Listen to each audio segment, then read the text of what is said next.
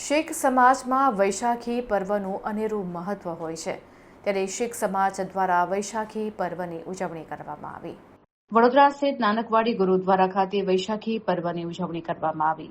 આ પ્રસંગે હજુરી રાગી જથ્થા તેમજ શીખ ધર્મના પ્રસિદ્ધ કીર્તન જથ્થા ભાઈ ચરણજીતસિંહ હીરા દિલ્હીવાલેના ભજન કીર્તનનું આયોજન કરવામાં આવ્યું। વૈશાખી પર્વ લહેરાતા ખેતરોમાં પાકતા અનાજ ધાન્યની ખુશી સાથે જોડાયેલ છે।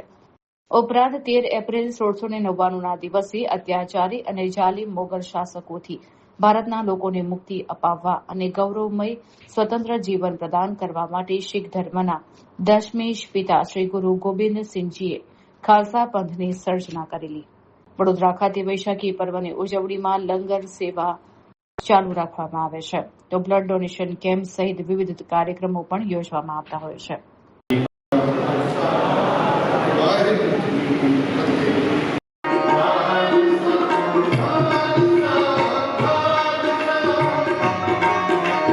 वह प्रगट्यो मरद अगमड़ा वरियाम केला वाह वाह गोबिंद सिंह आपे गुरचेला। वाहेगुरु जी का खालसा वाहेगुरु जी की फतेह। આજે વૈશાખી ખાલસા સર્જના દિવસ, ખાલસાનો 328મો જન્મદિવસ, વર્ષ 1699 ઈસવી, જ્યારે શીખોના 10મા ગુરુ શ્રી ગુરુ ગોબિંદસિંહ સાહેબજીએ કેસગઢની અંદર ખાલસા પંથની સર્જના કરી, પાંચ પ્યારાની સ્થાપના કરી। પાંચ પ્યારાની અંદર ભાઈ દયાસિંહ, ભાઈ ધરમસિંહ, ભાઈ સાહેબસિંહ, ભાઈ હિંમતસિંહ, ભાઈ મુખમસિંહ એમ અલગ અલગ જાતિમાંથી આવ્યા।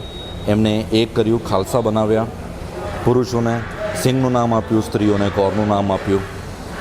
પંચ પ્યારા અને ખાલસા પંથની સાધના થઈ માત્ર ને માત્ર મઝલૂમો માટે લડવા માટે, એમના હિત માટે, અન્યાય ખિલાફ ઊભું થવા માટે। એ ટાઈમે બધા જાણે છે કે ઔરંગઝેબનું રાજ જે હતું, જે જોરો પર હતું, એ રાજને ખતમ કરવા માટે શ્રી ગુરુ ગોબિંદસિંહજીએ ખાલસા પંથની સ્થાપના કરી કે જે અન્યાય છે એ ભારત દેશને અન્યાય મુક્ત આપણે કરી શકીએ।